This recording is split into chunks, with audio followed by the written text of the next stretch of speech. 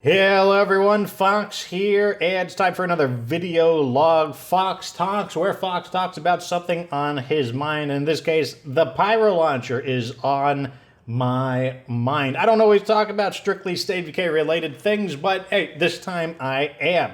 What we're going to be talking about is the Pyrolauncher. Is it a good thing? Is it a bad thing? Is it both? Spoiler alert, it is both.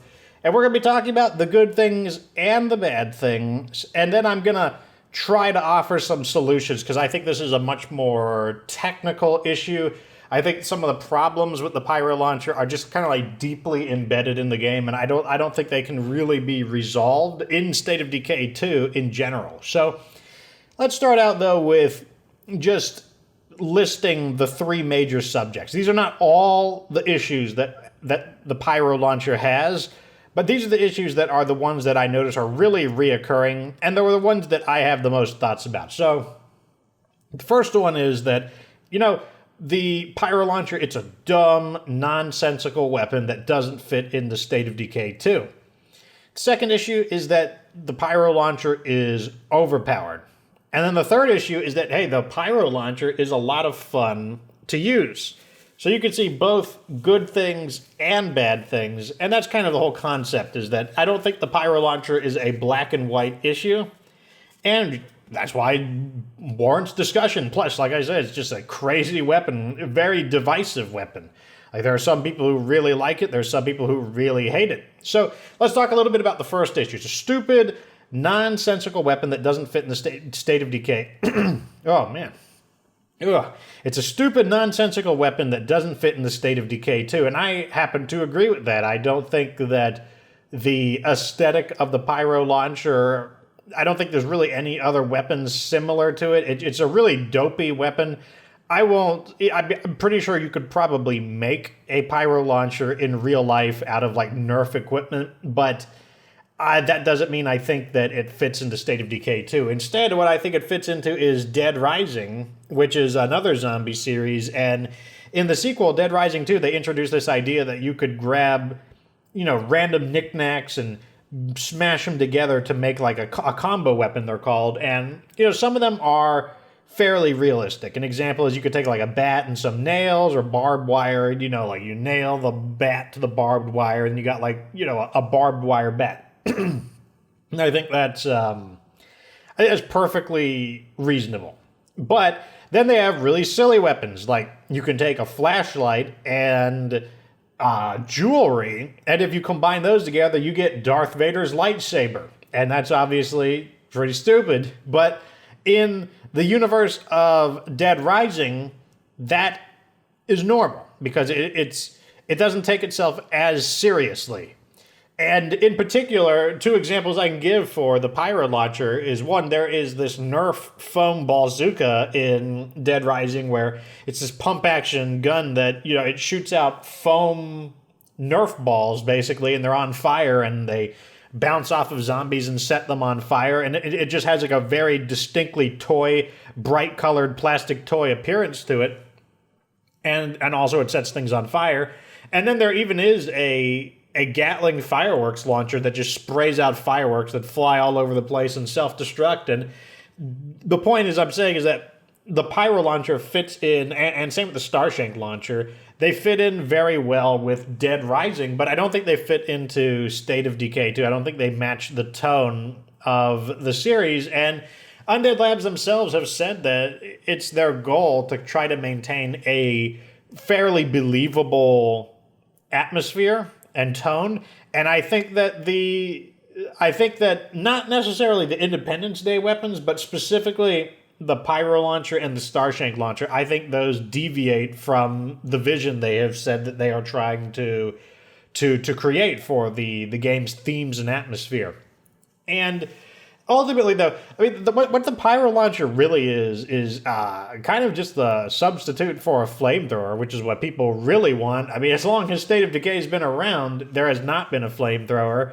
And as long as State of Decay has been around, people have been wanting a flamethrower, certainly back in State of Decay 1. But, as long as people have wanted a new map in State of Decay 2, people have wanted a flamethrower. And that's basically what the Pyrolauncher is a replacement for. But let's go ahead and before we talk about solutions, let's just talk about the problems. The second one is that the weapon is overpowered. And does Fox think that the weapon's overpowered? Well, I don't know. He might have made a video called the top 6 overpowered things in State of Decay 2, and the Pyrolauncher happened to be number 1. Because it basically kills all the things except the fire-resistant enemies, the Juggernaut and the, what do you call it, the armored zombies. I mean, that tells you right there that despite the fact that the Pyrolauncher is worthless against the Juggernaut and the armored zombies, it's still the best weapon in the game. It's still just insanely powerful. But another reason is because it's just really easy to obtain. I mean, all you got to do is pay, what, like 1,500 influence on Nightmare Zone? I mean, you could just take the Trader Legacy and start with the 4,000 influence. Or, I mean, even if you don't have that, just save up 1,500 influence. You earn influence pretty fast in Nightmare Zone, and then you can just get that, and it won't take you that long to earn your money back with the Pyrolauncher, just because of how powerful it is. Allows you to just start wiping out some Plague Arts, and yeah, you'll be earning your 1,500 influence back pretty quick. And then the other reason why it's so powerful is because the ammo is just so cheap. Like, it's so easy to maintain the weapon. And ultimately what this does is it neutralizes the three primary threats in State of Decay 2. Not necessarily the deadliest threats, but these are the 3 things that they're just constantly hounding you throughout the game. And one of them is just normal zombies. And even if you never get killed by normal zombies, they're still like the primary threat in the sense that if the game is State of Decay and you're decaying, well, a lot of it's because of zombies. Like, even if you don't die to them, they still cause damage. You know, you got to spend ammo on them. You know, you lose parts to them. Unless you're just playing some completely, like, you know, close combat, never use parts, etc. But no, like, the zombies inflict a lot of damage. Maybe not, I mean, they can inflict a lot of health damage, but even if you're very good at avoiding damage, they are still inflicting supply damage to you. And the Pyrolauncher just kind of lets you delete that issue. The second one is ferals. Ferals, they're one of the more, I would say, most people probably are killed by ferals. And that's because, well, I mean, they ambush you, they come out of nowhere. Even though there are deadlier enemies such as hostile humans, you can just ignore hostile humans. A lot of people who die to hostile humans, they're just like, oh, they're not that big of a deal, and then they get headshot on Nightmare Zone and they die. But, you know, ferals, like, they can just spawn in. They can just wander into your area. They can jump you 3 at a time. Like, if you take a character out who doesn't have a lot of hit points, yeah, they can just kill your character instantly. One of them will tackle you, and in the time that it takes for you to actually recover from being tackled, all 3 of them will just start, like, clawing the crap out of you. And like I said, if you have like a newer character that doesn't have a lot of hit points, yeah, they'll just be dead. And then the last threat it neutralizes are the Plague Arts, and the Plague Art itself isn't that big of a deal, but it calls in more of the other 2, more zombies and more ferals, and yeah, the Pyrolauncher just basically deletes those 3 things. But then the last issue is that, hey, the Pyrolauncher, it's fun to use, and I agree with all these points. I think it is a fun weapon to use. It's one of my favorite weapons. I love whipping out the Pyrolauncher and burning things. I think people in general like to burn things. It's probably the reason why people want to use a flamethrower. In addition to that, like, that's just a really big part of zombie mythology, is that zombies are vulnerable to fire. I mean, ever since Night of the Living Dead, zombies have always been vulnerable to fire. That's like a part, like I said, it's part of the zombie mythology. So, of course, people want to use a fire weapon. And of course, the Pyrolauncher is really fun because of that. But I know for me, and I'm sure other people who have a very utilitarian way of looking at State of Decay can relate to this, is that, you know, the Pyrolauncher, honestly, it just removes a lot of tedium from the game. You just got things you want to do, and you're like, oh god, these zombies are here, like, preventing me from doing what I want to do, so I'm just going to, like, set them on fire with a Pyrolauncher and be like, go away, I'm trying to do something else.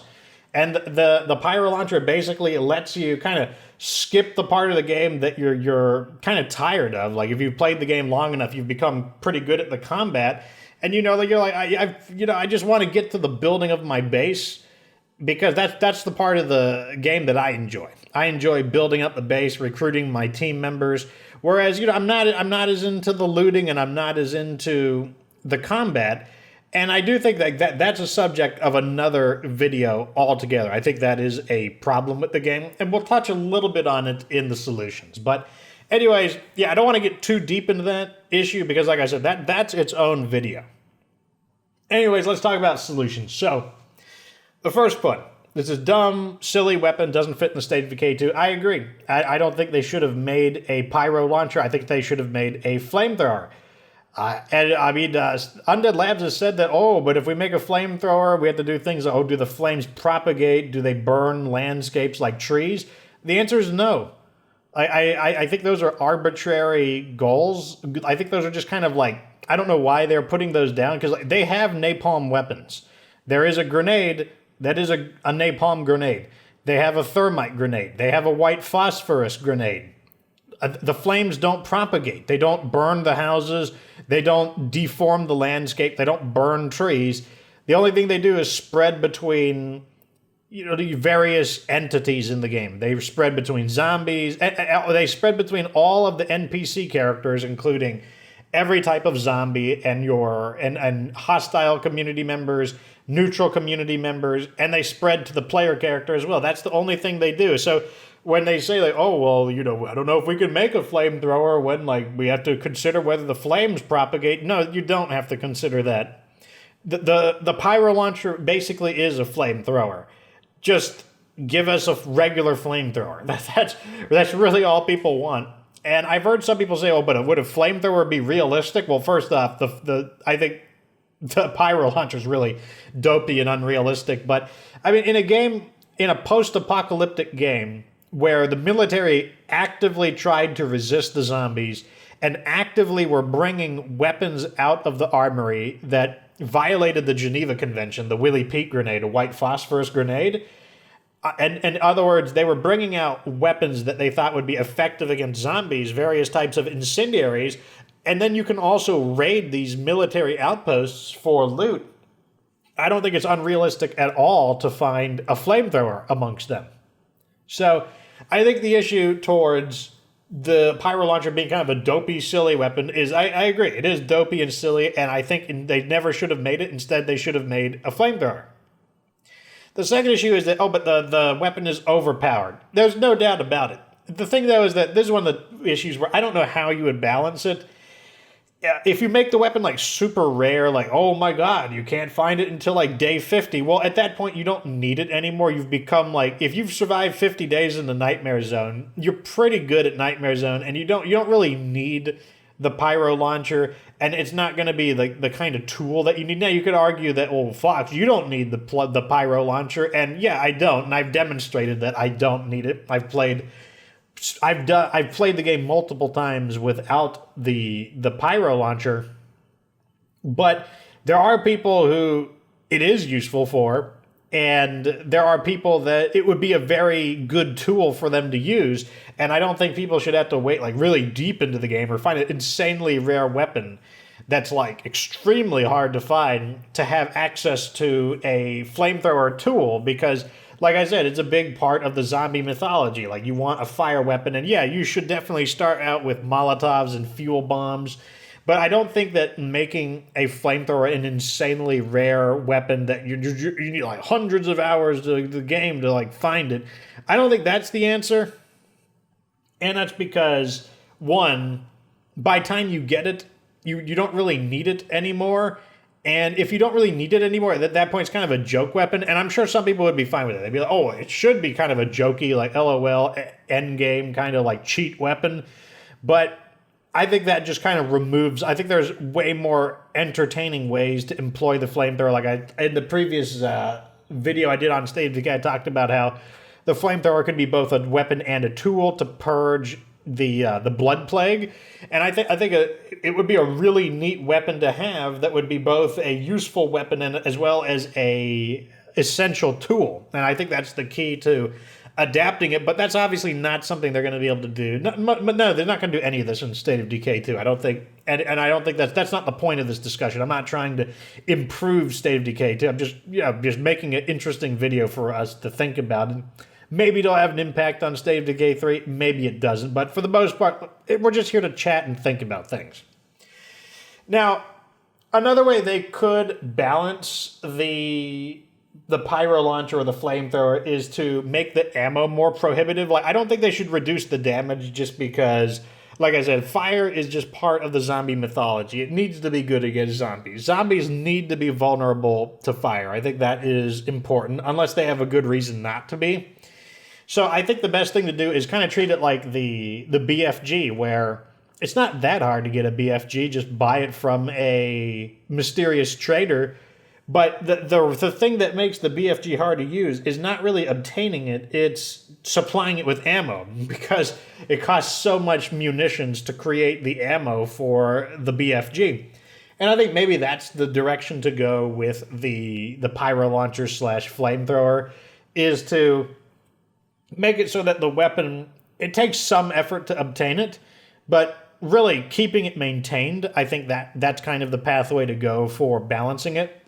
And then, lastly, I think that the fun factor. I think I think the fun factor is the reason why we should have a Pyrolauncher or a flamethrower, because it's just a really fun weapon, and ultimately, I think the game is obviously. Hopefully, you're having fun with it.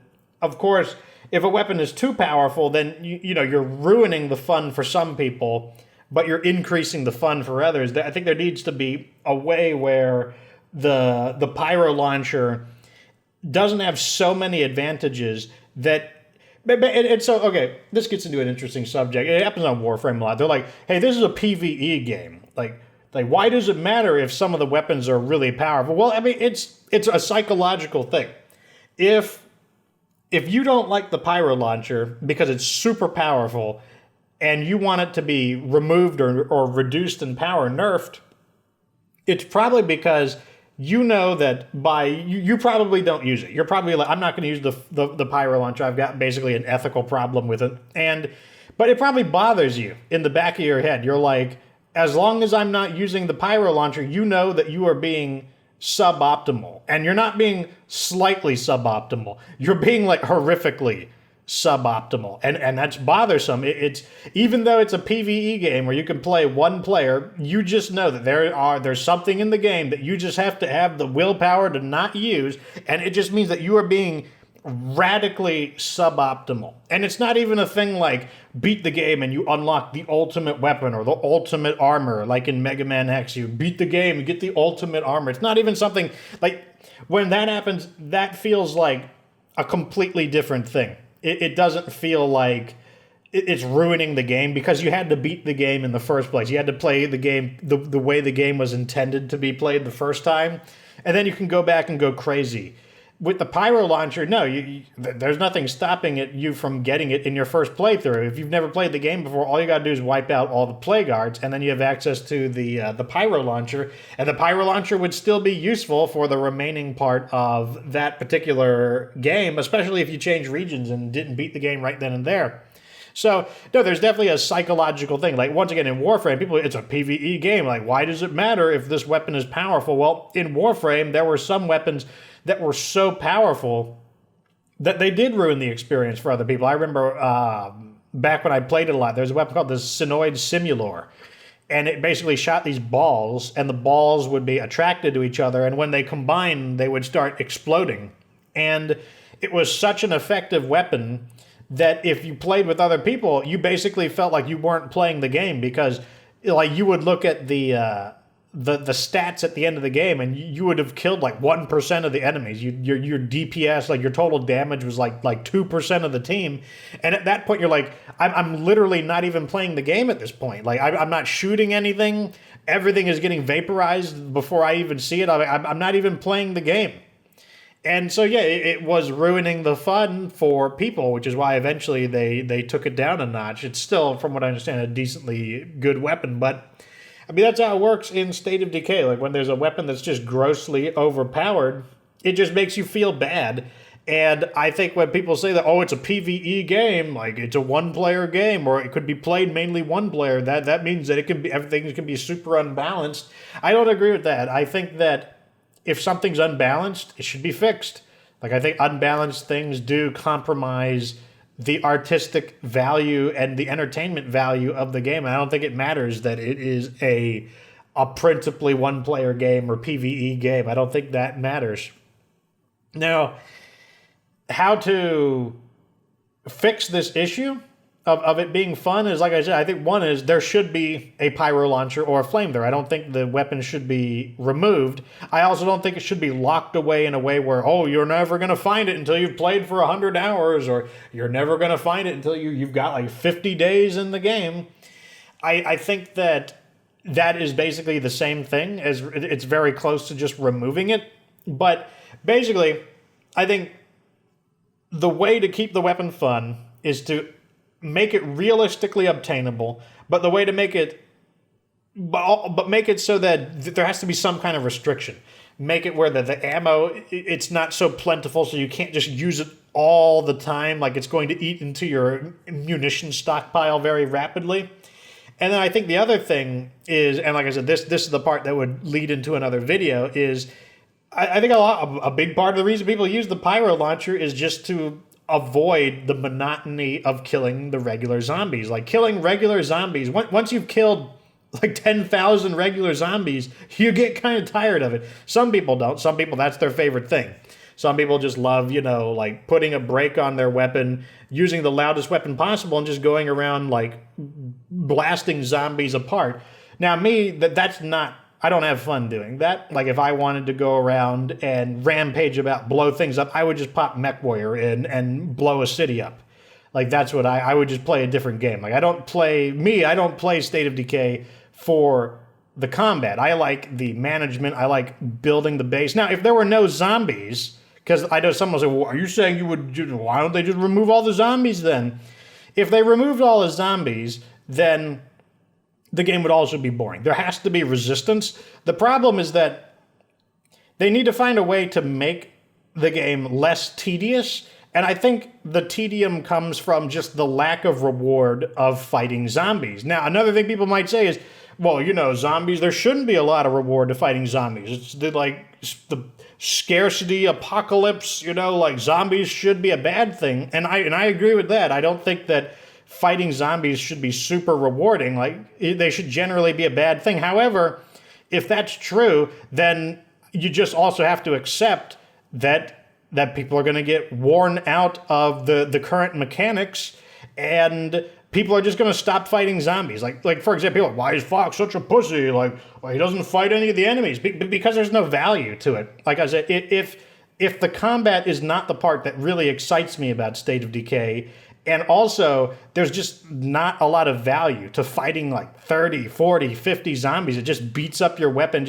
You gain very little and you spend a lot. Well, then the answer is don't fight them. If people think, oh, it's because Fox is just a humongous pussy, blah, blah, blah. No, that's not it at all. I've done plenty of episodes where I just like destroy zombies.